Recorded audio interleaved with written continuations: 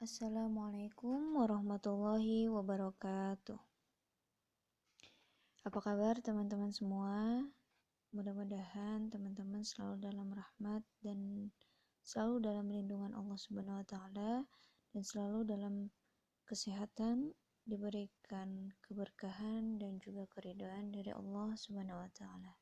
Amin ya rabbal alamin. Perkenalkan teman-teman, nama saya Syifa Rahma.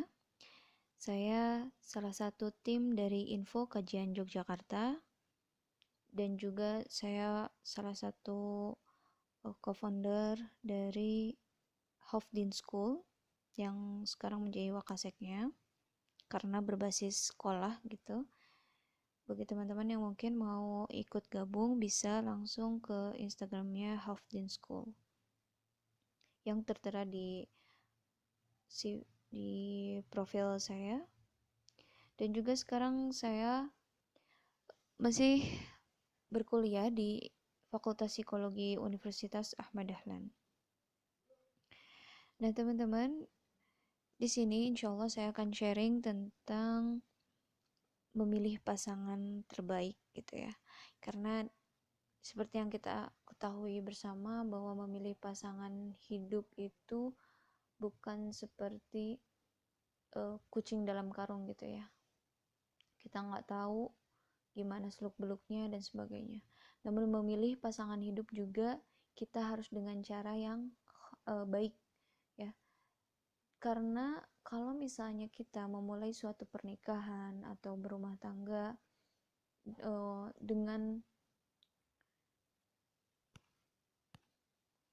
dengan cara yang tidak diridhoi oleh Allah gitu ya, tidak diridhoi oleh Allah, maka nauzubillah min zalik gitu ya, kemurkaan Allah mungkin nanti akan hadir gitu di setiap episodenya.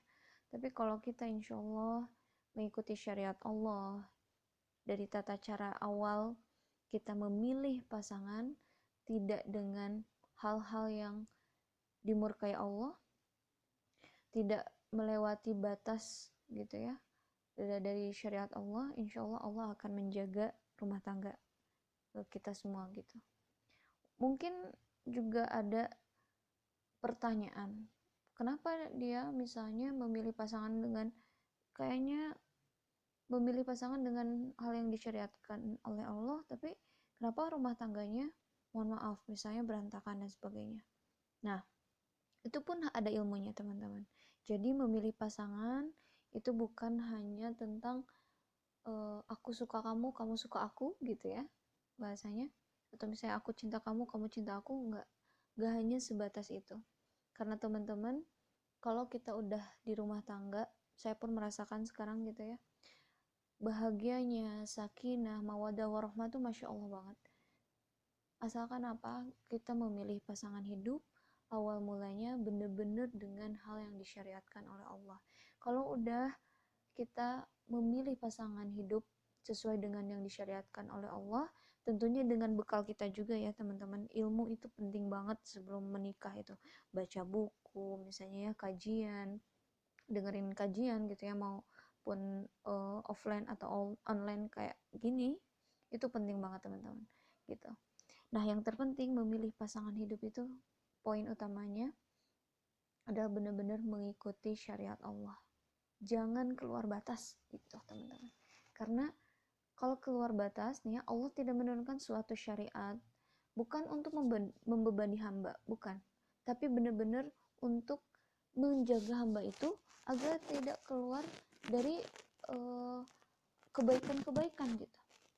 Agar tetap dalam koridor Allah, agar tetap dalam jalan Allah dan tidak melewati batas yang tidak seharusnya dilewati gitu.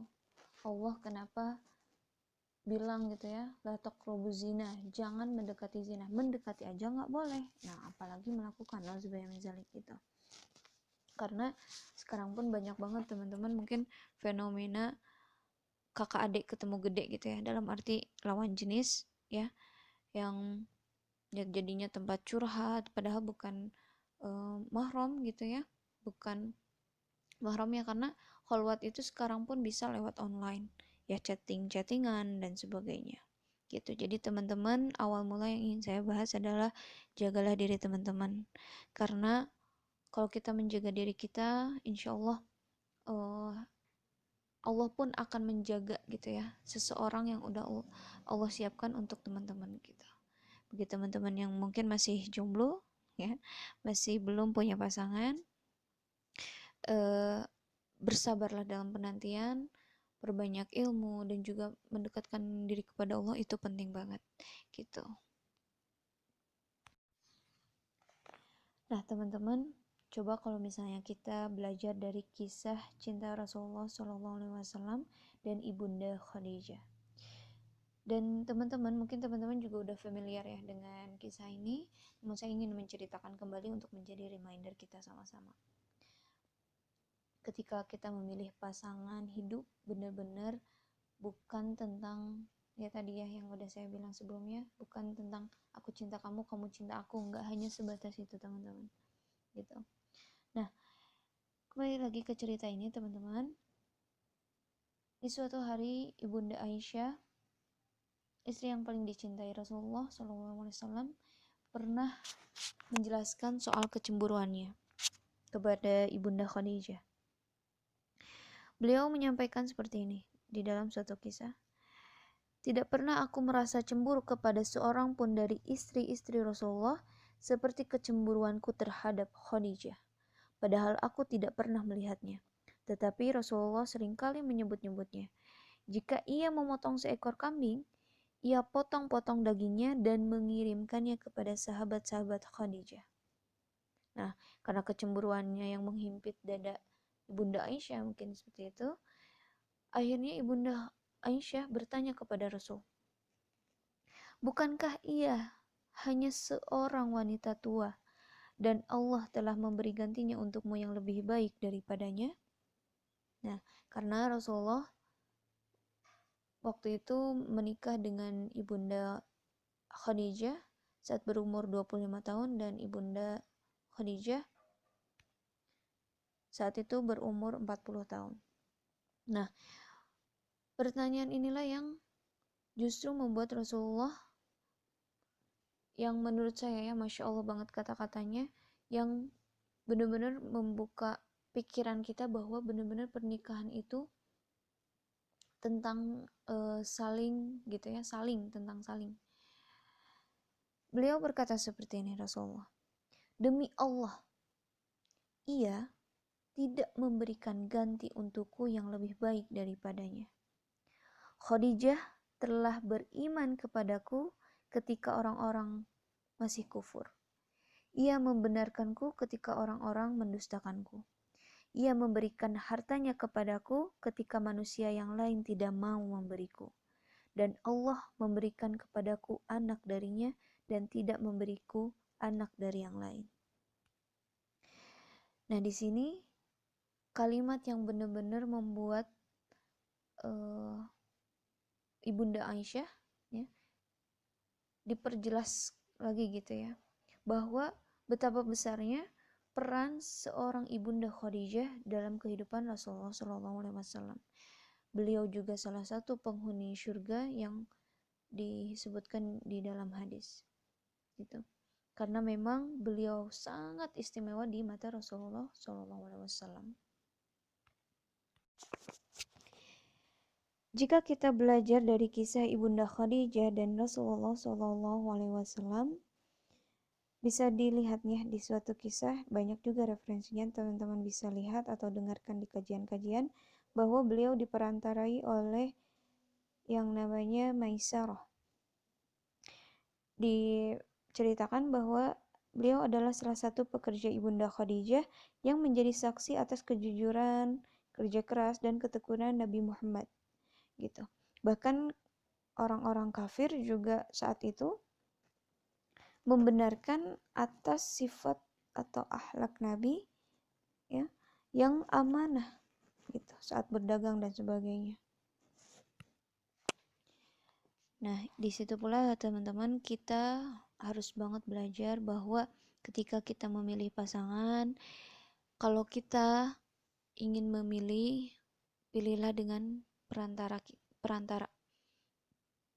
Saat saya juga ta'aruf dengan suami saya, dengan perantara juga, karena apa? Ingin menjauhi kemadharatan. Karena menjauhi kemadharatan itu lebih baik gitu ya, daripada apa yang menimbulkan manfaat. Karena teman-teman, setan itu ketika ada seseorang gitu ya yang ingin mempunyai niat menikah, akan banyak keraguan teman-teman. Apalagi kalau udah ada calon misalnya, timbul keraguan-keraguan tuh bakal ada gitu. Karena apa? Setan itu was-was ya, akan membisikkan keraguan-raguan gitu ya. Dan juga mungkin nanti ada hal-hal yang membuat teman-teman, oh bener nggak ya dia calon aku, bener nggak ya, kayak gitu. Sampai hari H, bahkan mungkin di hari H juga muncul keraguan gitu. Nah teman-teman, itulah yang harus dihindari juga gitu ya.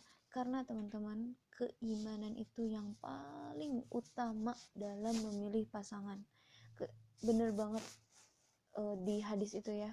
Kenapa ketika memilih pasangan antara harta, kan ya, ada harta, ada kecantikan, ada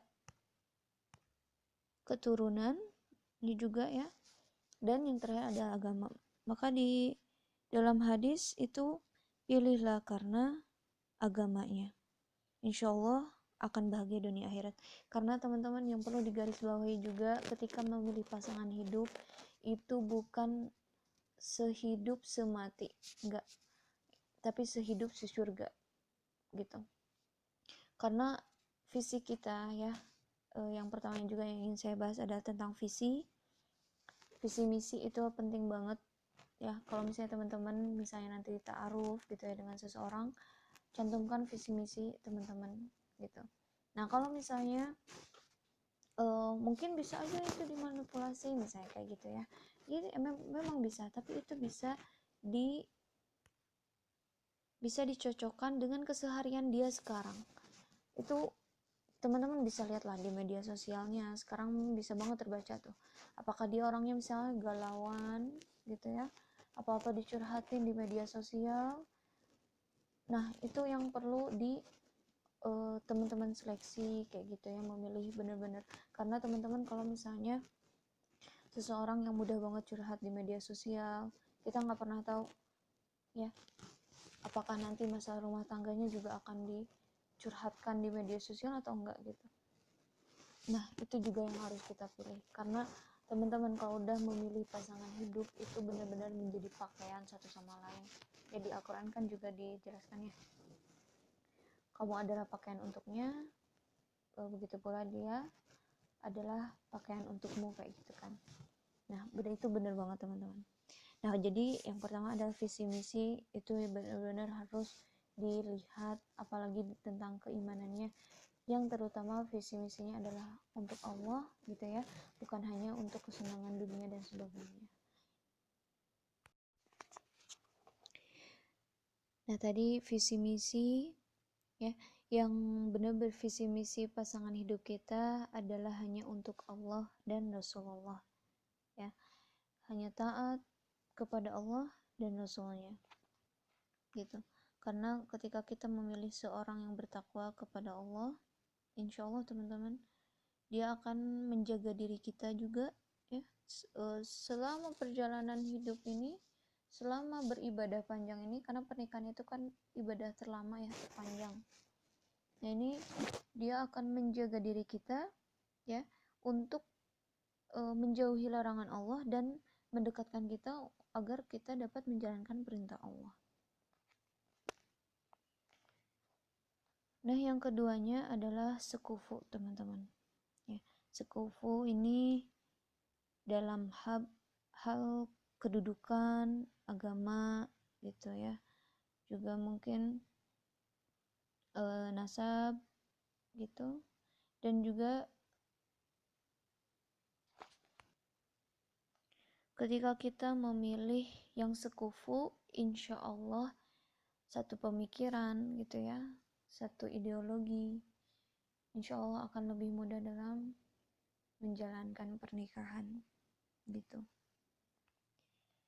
yang nantinya akan saling memahami satu sama lain dengan mudah insya Allah.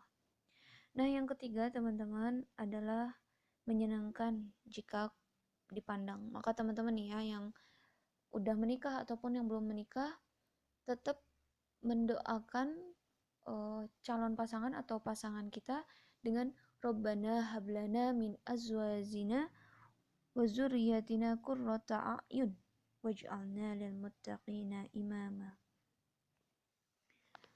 Jadi kalau misalnya teman-teman mau memilih pun karena fisik gitu ya, tentunya setelah memilih karena agamanya ya teman-teman, itu boleh misalnya memilih faktor fisik ya, kriterianya gitu, tapi tentunya jangan tinggi misalnya, mencari yang sangat sempurna gitu ya. Enggak teman-teman, kita di dunia ini nggak ada yang sempurna kecuali Rasulullah SAW gitu ya. Dan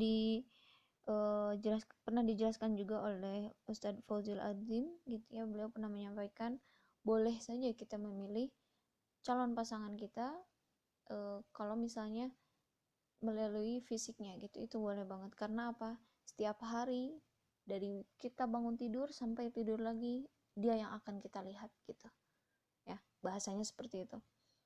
Dalam arti ketika kita banyak di rumah gitu ya, dia yang akan melayani kita gitu ya, saling sama kita, saling menemani, entahlah saling mendukung, mensupport dan sebagainya. Dia yang akan menyenangkan hati kita, menjadi qurrata ayun atau penenang hati kita. Kalau kita melihatnya enak dipandang. Kalau misalnya di sini juga qurrata ayun di sini tidak hanya secara fisik, oh dia cantik gitu, enggak teman-teman, karena cantik atau ganteng gitu ya, karena teman-teman menyenangkan saat dipandang itu juga bisa bermakna saat misalnya dia pun saat marah gitu ya, marahnya cuma sebentar, setelah itu saling maaf gitu, itu juga benar-benar menyenangkan hati ya. Gak banyak cemberut ketika mungkin suami pulang kerja, dia tersenyum, atau misalnya saat istri ada di rumah gitu ya, suami pulang kerja, suami tetap menebarkan senyumannya kepada istri dan sebagainya, itu penyenang hati, penyenang saat dipandang gitu.